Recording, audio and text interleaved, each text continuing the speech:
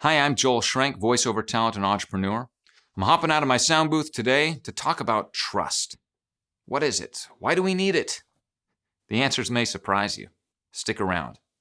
Simplifying concepts that really help you in life, relationships, and business. This is the Speaking Easy podcast. So, number one, vulnerability. You have to learn to be vulnerable with the people that you want to build a trusting relationship with. Now, that level of vulnerability is going to depend on the level of the relationship. With some relationships, like, say, a husband or a wife, you're going to have a pretty high level of vulnerability, hopefully the highest of any relationship that you have. Though even with your coworkers, or if you're an entrepreneur or a business owner, with your clients and your customers, you want to have some level of vulnerability to build that relational trust.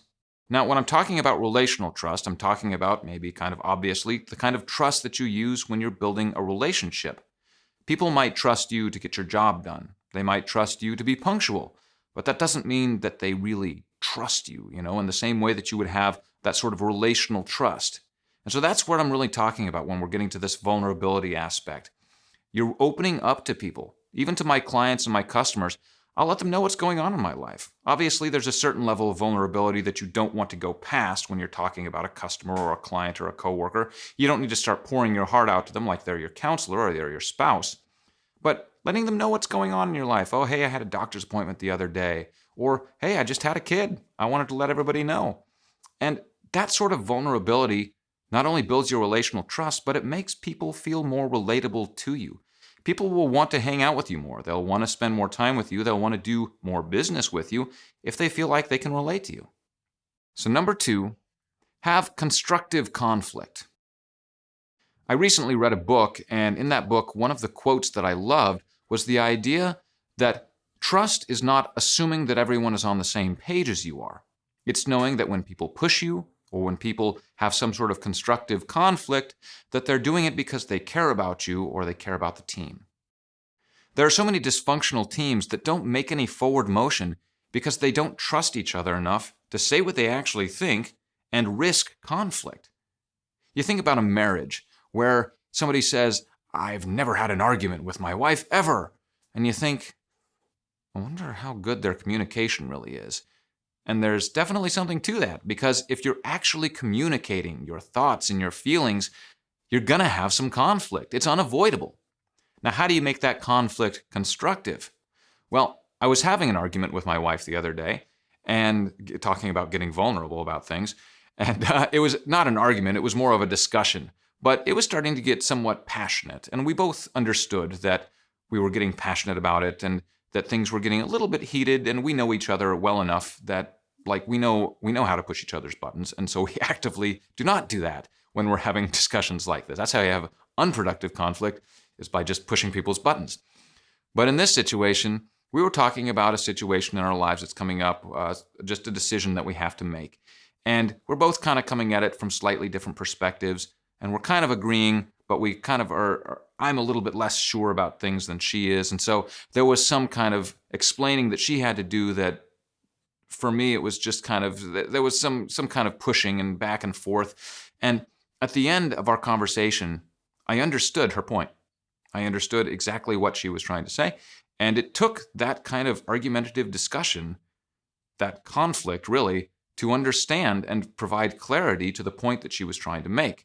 And it was uncomfortable at times, and it was a little bit passionate and heated at times, but by the end of it, we both understood how each other felt. I understood her position much better. She understood some of my concerns much better, and my concerns, honestly, were mostly relieved by what she had to say.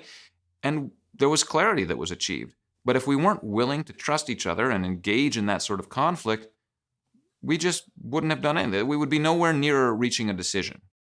And so conflict can provide clarity. It works the same in a business or an organization or any team as it does in a marriage. If you've got a group of people together, you want them all to be able to contribute their ideas. You want them to be able to communicate what they feel and what they think about a particular topic that you're talking about or the decision that you're trying to make. And you want everybody to get their input because, after all, that's why they're on the team. If they were just sitting around agreeing with you or agreeing with each other, then there would be no movement. There would be no forward motion. You need people to discuss their different ideas so that you can hash them out. And yes, sometimes it gets uncomfortable, but that's where trust comes in. When you've actually taken the time to be vulnerable with people, to spend time with them and get to know them on a relational level, then you start to trust them not to push your buttons in an uncomfortable situation just to get you agitated. You trust them enough to be able to say what you actually think because you know that whatever their reaction is, it's not meant to be against you personally. It's because they care about the team and they care about the decision that you're trying to make. And when you trust people to care about those things because you know them and you know what their heart says, then you feel comfortable being able to say the things that you actually think to further the goals of the team. Which brings us right into number 3. Learn to take criticism. I'm actually really bad at this one. I'm the type of person that when you give me criticism, I internalize it and I personalize it and I make it into something that's about me personally rather than about improvement and getting better, which is usually what it's actually meant to be. And part of that has to do with trusting the people that you're working with, but part of that also has to do with having people that trust you enough to be able to provide that criticism and how you react to that criticism. If your general reaction to criticism is to jump down people's throats, if your general reaction to criticism is to write people off and just ignore it, people probably won't give you criticism anymore because they don't trust you to actually take it. And it's important to remember that you don't always have to do what the person is saying. Just because someone's giving you some constructive criticism doesn't mean that you necessarily have to incorporate it into what you're doing. You can take it, you can listen to it, and we'll get to that in a second, but you don't necessarily have to do it. But you should take it under advisement, and the person should feel like you took it under advisement because you actually listened to them and heard them. You should also remember that not everyone is the greatest at giving criticism. Not everyone has read all the books about how to approach people with criticism the best or how to give the best criticism ever. Sometimes criticism is given with maybe a little less tact than it should be, but that doesn't invalidate the criticism. You should still take it and listen to it and try and get past how it was provided and actually just take what it actually is at face value rather than getting offended at how it was given. Which brings us to our last point, number 4, learn to listen. Now, I could and probably will do an entire episode just on this one because there's a lot there that lots of people get wrong.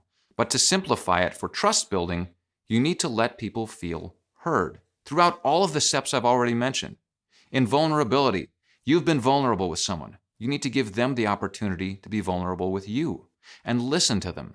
Don't interrupt them. Let them tell their story. Let them tell you what it is they're going through that they want to open up to you. In conflict, you need to let the other people in the conflict or the other person in the conflict feel heard. Let them express their opinion before you jump on it. And certainly, in taking criticism, you need to let the people that are giving you criticism feel like they have been heard. You need to let them feel like you have taken what they've given and internalized it, and you will at least give it some thought. Well, I hope this has been helpful to you, that you'll be able to use these tools to help you build that relational trust both in your business and in your life. If you did find this helpful, I hope that you give it a 5-star review, click the like button, subscribe to the channel, whatever all the things are that you can do, and we'll talk to you again soon.